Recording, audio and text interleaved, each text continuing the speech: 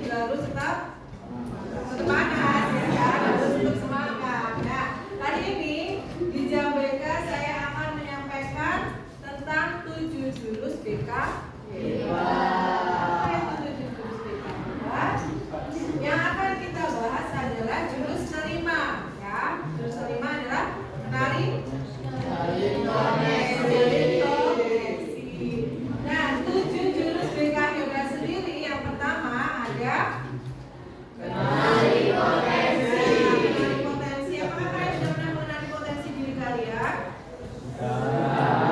Sudah pernah ikut tes bakat minat psikologi? Yang kedua, emosi. Apakah emosi kalian sudah stabil? Belum. Yang ketiga, terbuka resiliensi. Yang keempat ada juga konsistensi. Dan yang kelima yang akan kita bahas adalah jaring koneksi. Keenam, yang terakhir nah, dari 7 jurus BK hebat ini yang akan kita bahas adalah jaring koneksi. Sebelumnya akan saya sampaikan model pembelajaran hari ini yang akan kita gunakan adalah pembelajaran menggunakan model pembelajaran ARKA. ARKA itu yang pertama aktivitas. Nanti kita akan melakukan aktivitas terlebih dahulu. Ya. Yang kedua adalah refleksi. Kita akan merefleksi dari aktivitas yang sudah kita lakukan. Dan yang keempat yang ketiga adalah konsep. Konsep itu adalah materi. Nanti akan saya sampaikan materi dari jaring koneksi. Dan yang kelima adalah aplikasi. Atau kita akan melakukan aplikasi secara nyata. Paham ya? Nah, tujuan pembelajarannya sendiri adalah yang pertama membantu siswa dan berkembang secara utuh, pribadi, sosial, belajar dan karir. Yang kedua, membekali siswa agar mampu mengambil keputusan dan menjalankan tugas-tugas perkembangan dengan baik. Oke, nah biar tidak mengantuk, ada baiknya kita SDG. Nah, pada ngantuk nggak? Oke, kita berdiri sebentar yuk. Kalau saya mengatakan oke, berarti lakukan. Kalau tidak ada kata oke, jangan lakukan. Oke, paham ya? Oke, betul. Oke, pegang pundak teman kalian.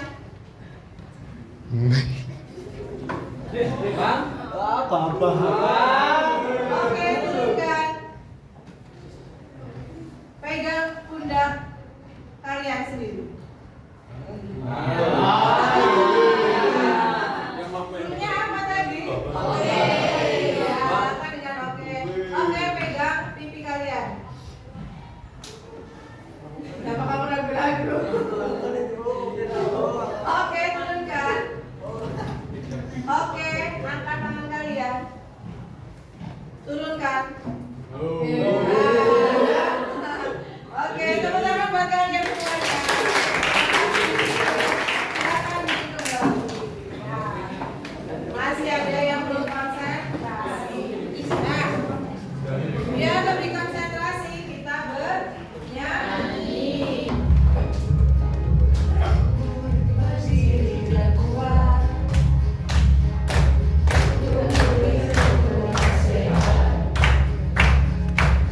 Sesama guru yang hebat.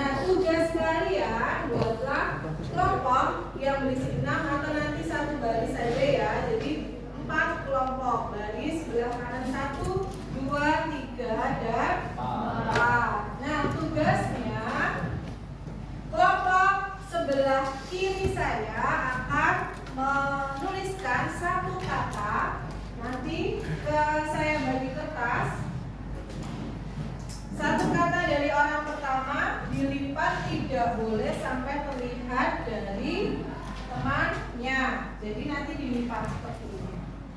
Gini ya. Nanti bawahnya baru tulis lipat lagi, dilipat lagi sampai akan terakhir.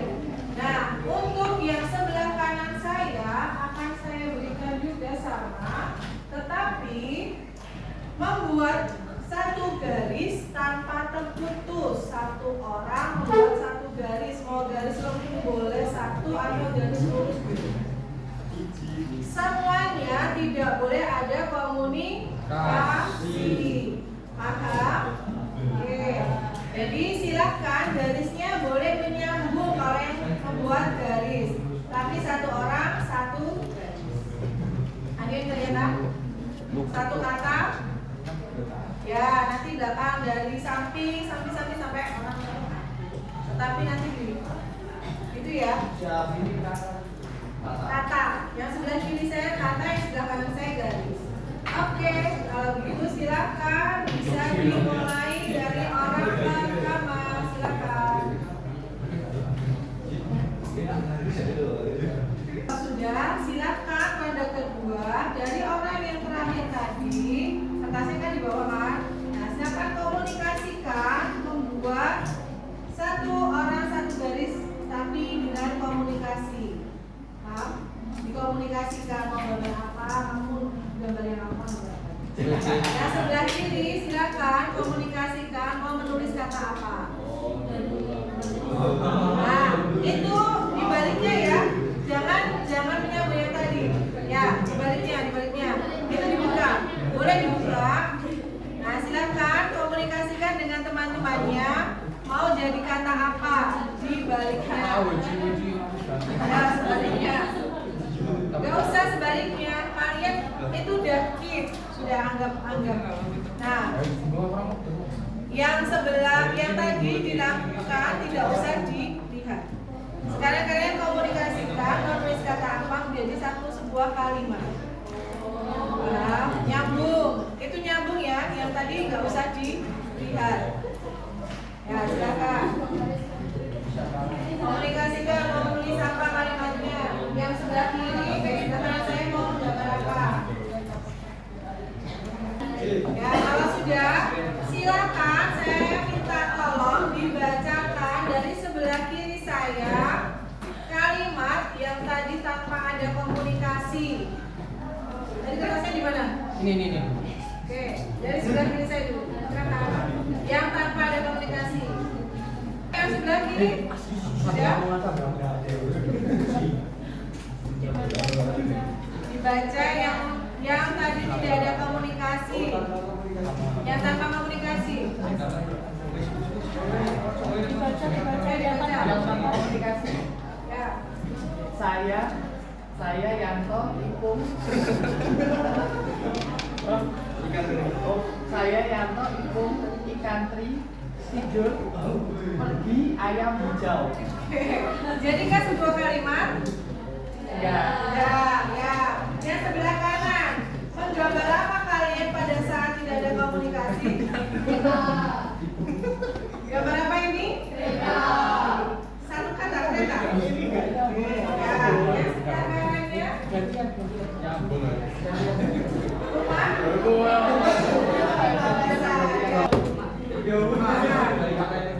rumah. Ya, aku ingin pulang sekarang karena sudah lelah sekali. Itu curhatan ya. Nah, pertanyaannya, dalam kegiatan yang adanya komunikasi, apakah ada beda argumen? Ada. Kenapa kok terjadi beda argumen antar teman untuk menuliskan atau menggambarkan? Karena pola pikir berbeda, karena pikirannya berbeda, keinginannya pun berbeda. Karena adanya apa? Ego masing-masing. Apabila ego itu diturunkan, akhirnya terjadi sesuatu gambar atau sebuah kalimat yang sama tujuannya, ya kan? Nah, jadi ternyata menjalin komunikasi itu membutuhkan, menjalin koneksi itu membutuhkan apa? Komunikasi yang aktif. Nah, saya akan silakan refleksikan apa yang kalian dapatkan.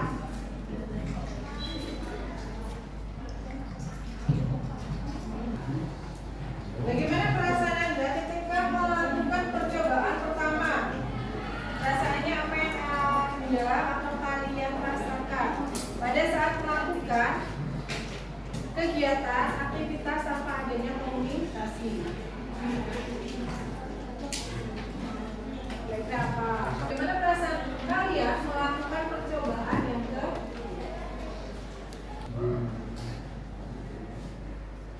ketiga? Apa kaitannya aktivitas yang tadi dilakukan dengan komunikasi kita dalam sehari? Apakah kita butuhkan komunikasi atau tidak? Oke, kalau sudah nanti bisa ditempelkan di satu lembar kertas ya.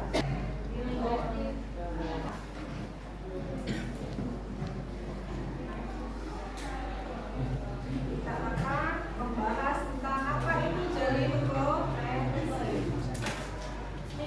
Nah, yang di sini jalin koneksi sudah semua ya? Ya, silakan nanti ditempel di kertas yang tadi saya bagi. Jalin koneksi yang pertama yaitu koneksi sebelum koneksi. Apa maksudnya? Prinsipal. Jika kamu merasa dilihat dan dipahami oleh guru, kamu akan lebih mudah menerima nasihat atau masukan dari mereka. Ya atau tidak? Kenapa? Karena merasa diperhatikan. Kira-kira kalau saya berdiri di sini tidak diperhatikan oleh kamu, rasanya gimana? Ya sama berarti ya. Jadi silakan kita sama-sama memperhatikan agar kita juga diperhatikan.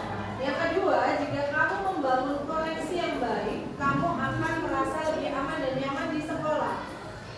Kenapa bisa terjadi? Karena apa? Karena adanya komunikasi dengan teman yang baik akan menjadi suatu persahabatan, koneksi satu dengan yang lain dengan baik juga. Jadi silakan kita bersama-sama untuk bisa menjalin komunikasi dengan baik.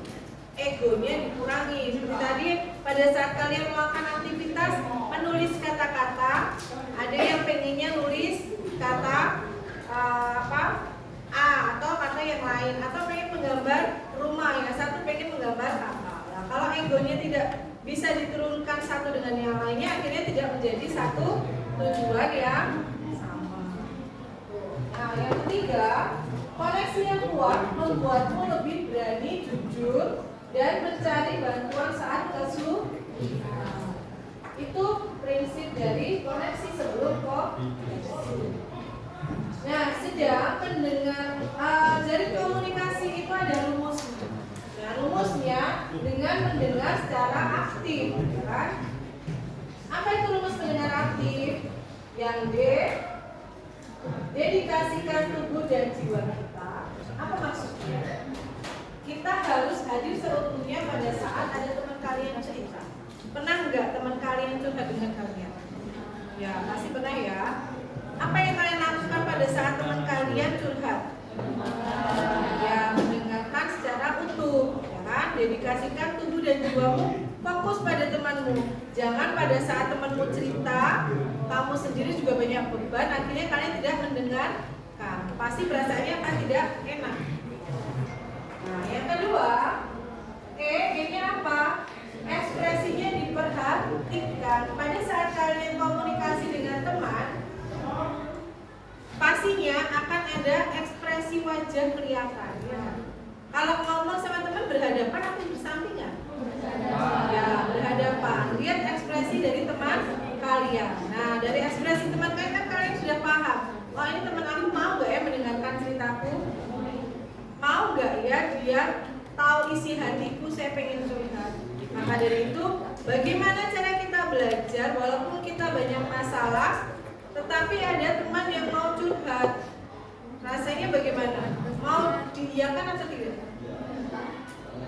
Tetap iya. Kalau contoh nih, misal saya lagi banyak masalah, lagi banyak tugas, ini tiba-tiba temanmu datang nangis, ya kan? Nangis pengen cerita, apa yang kamu lakukan? Oh, ikut nangis. Terus kenapa ikut nangis? Hah? Oh, ikut merasakan. Berarti ada rasa apa? Ya, ada rasa empati. Selain ada rasa empati, ada rasa apa lagi? Simpati. Bedanya apa sih simpati sama empati? Simpati bukan Telkomsel ya. Simpati adalah apa? Sama-sama merasakan nggak? Bedanya di mana? Kalau empati lebih apa? Empati itu lebih ikut merasakan. Kalau simpati perbuatan. Jadi bedanya di situ. Nah, yang M netralkan posisi. Jadi pada saat temanmu cerita, bukanlah kamu sambil tiduran. Kalau kamu sambil tiduran, akhirnya temanmu yang bercerita pasti akan jengkel. Nah, yang G adalah apa? Artinya pikiran-pikiranmu yang sedang banyak sekali itu disingkirkan dulu untuk mau bisa menjadi pendengar yang baik, ya. Sama halnya kalau orang Jawa berkata tepak none awake dhewe. Artinya kalau kita suatu saat punya masalah, pasti kita akan larinya ke teman kita. Yang A, amati isi pembicaraan. Nah, kita fokus pada teman kalian yang temannya yang sedang bercerita, ya, diamati. Ini apa sih isi pembicaraannya?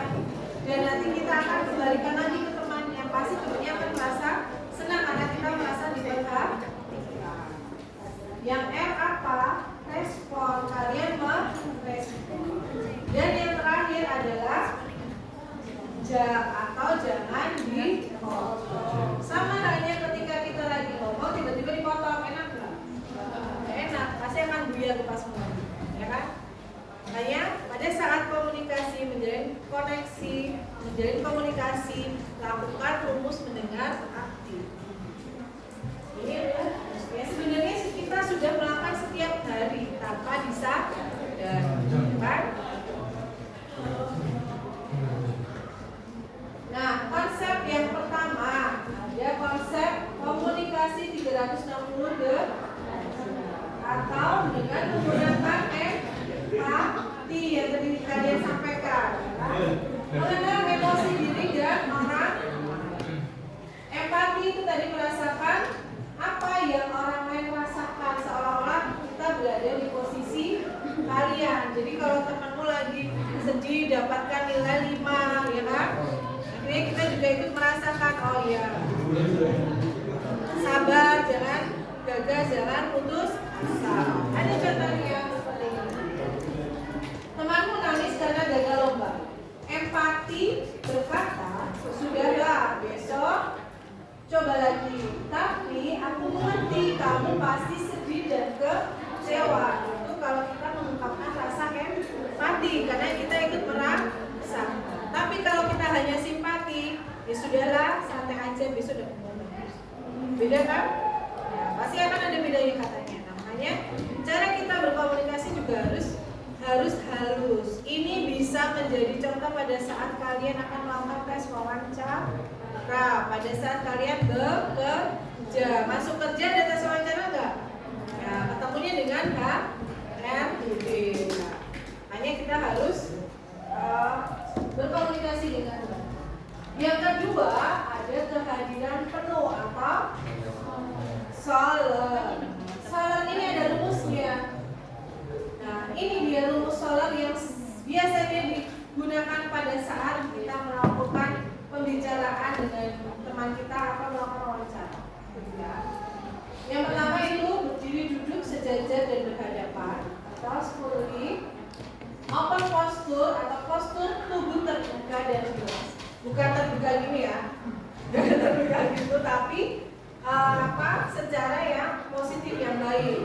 Nah, ada learning yaitu condongkan tubuh sedikit ke depan. Yang berikutnya ada eye contact menjaga kontak mata yang nyaman. Jadi kalau ada teman berhadapan, orang-orang dipelototi, ya kan? Nah, makanya menjaga eye contact yang baik.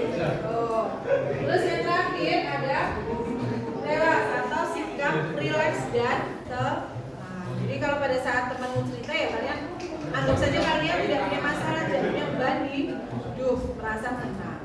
Contohnya adalah nih. Ini contohnya. Jadi kalau kalian, tapi tidak seperti ini ya duduknya ya.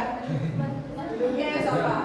Tidak boleh tumpang tali, tangan tidak ada di atas, ya kan? Kalau ini boleh.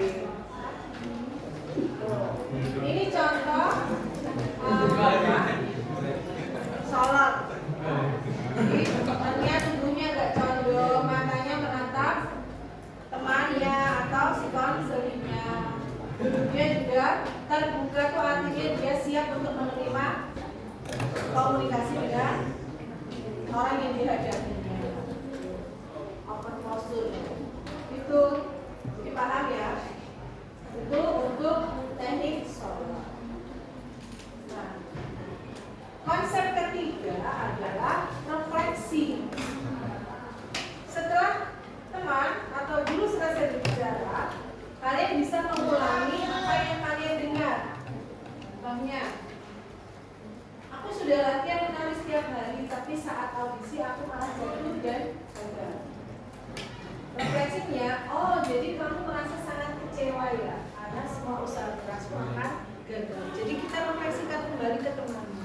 Contohnya kalau misal kalian lagi punya masalah dengan teman, aku punya masalah dengan temanku kok ngomongin aku di belakangku. Kita kembalikan dengan cara baik, aku paham dengan perasaanmu, saya tahu perasaanmu, tapi temanmu melakukan seperti itu karena ada alasan. Nah itu jadi kita kembalikan lagi, kita refleksi. Begitu, itu adalah cara kita menjalin koneksi bersama orang di sekitar kita, tidak hanya dengan teman. Dan oke, paham ya. Nah kalau paham, coba sekarang kita akan melakukan aksi nyatanya. Silahkan berkelompok dalam satu bangku. Nah yang sebelah kanan saya nanti saya akan tugaskan menjadi seorang pendengar yang baik. Kalian coba berhadapan, kan? Berhadapan dengan temannya. Silakan lakukan seperti yang ada di contoh tadi. Yang sebelah kiri silakan ngobrol. Apapun diceritakan dari dia. Yo, boleh. Kita berhadapan aja. Yang sebelah kanan menjadi pendengar yang baik. Saya kasih waktu 2 menit. Nanti saya akan minta refleksinya. Ya silakan.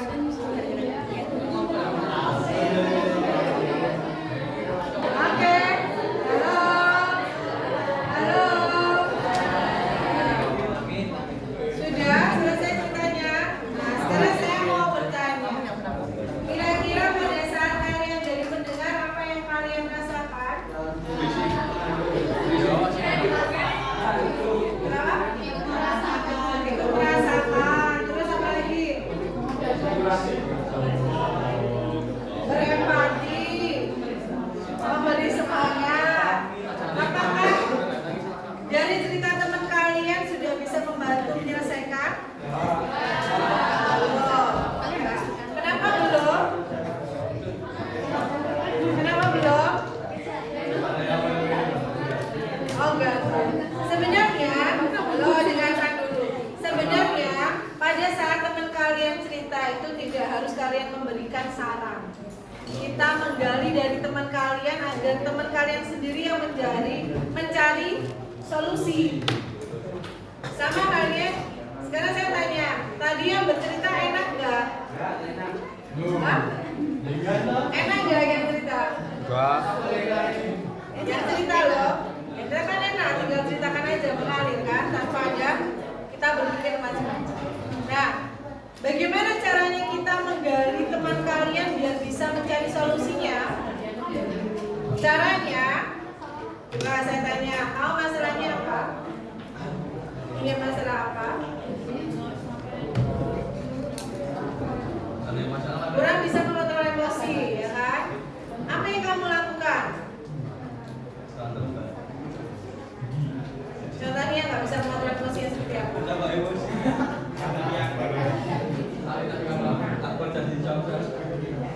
Naik sendiri, atau punya masalah tiba-tiba kamu nggak bisa mengontrol emosi, jengkel sama temannya.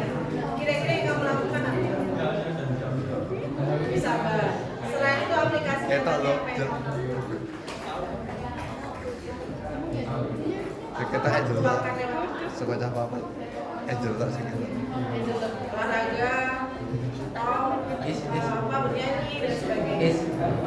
Ya, jadi itu contoh untuk menggali teman biar bisa mencari solusi sendiri. Jadi dikembalikan kepada teman kak.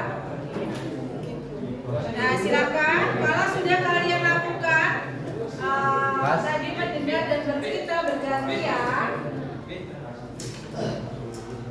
silakan tulis checklist dari beberapa refleksi yang saya sampaikan.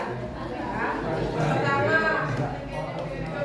bagaimana kualitas mendengarkan kalian? Baik atau tidak?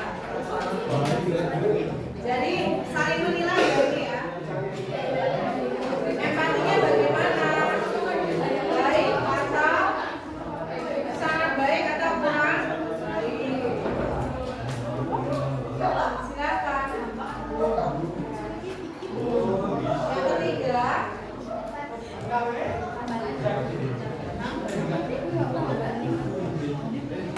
Yang ketiga, dampak respon temanmu bagaimana? Tambahkan yang perlu ditingkatkan apa? Menggali masalah temannya bisa atau tidak. Yang terakhir memberi solusi atau dicek saja ya, baik, kurang baik, tidak baik. Gitu. Nah, kalau sudah refleksi pembelajaran kali ini, ingatlah selalu orang tidak peduli seberapa banyak yang kamu tahu, sampai mereka tahu seberapa besar kamu peduli. Dari koneksi adalah cara kita menunjukkan kepedulian. Jadi kita sebagai manusia harus bisa menjalin koneksi dengan baik, dengan cara bisa berkomunikasi dengan baik. Tidak hanya dengan teman, dengan bapak ibu guru pun juga harus sopan, santun, 5S nya digunakan. Itu paham? Ada yang mau bertanya tentang jalan koneksi? Saya rasa mudah ya, karena kita setiap hari melakukan komunikasi di lingkungan sekolah. Nah, quotes hari ini, koneksi adalah tiketmu menuju sukses. Perhatikan dan belajarlah untuk melakukannya secara efektif. Kemampuanmu menjalin koneksi adalah alat penting dalam mengejar tujuan. Oke, terima kasih untuk hari ini.